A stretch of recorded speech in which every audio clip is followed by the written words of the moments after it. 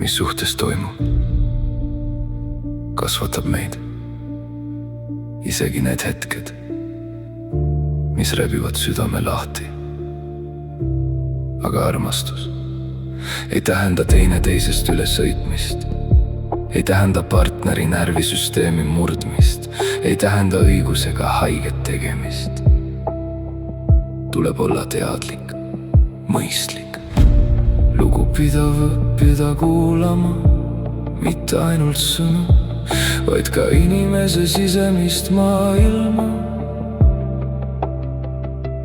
Tema piire, tema hingamist, tema vaikust ja kõige tähtsam siirus, sest ilma siiruseta muutub isegi armastus aeglaselt vanglaks.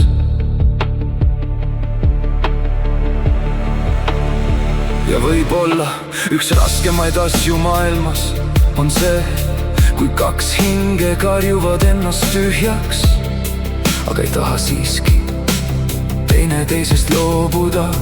Kui südamed on katki, kui emotsioonid läbistavad mõlemad, kui valu liigub edasi-tagasi nagu kaeteraga mõõk ja ometi armastus on ikka alles. Sest üks vale samm võib muuta pühaliku läheduse egoks, ülbuseks, ükskõiksuseks, vangistuseks. Aga kui kaks inimest suudavad jääda ausaks, siis isegi läbi pisarate võivad nad üksteist päästa, mitte kontrollides, mitte omades, vaid hoides ruumi teineteise valule.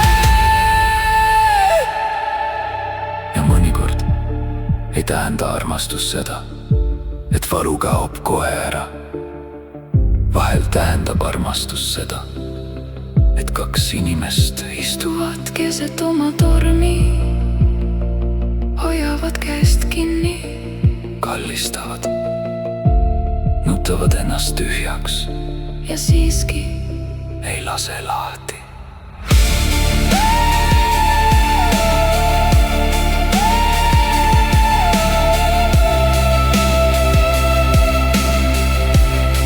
Ei lase lahti.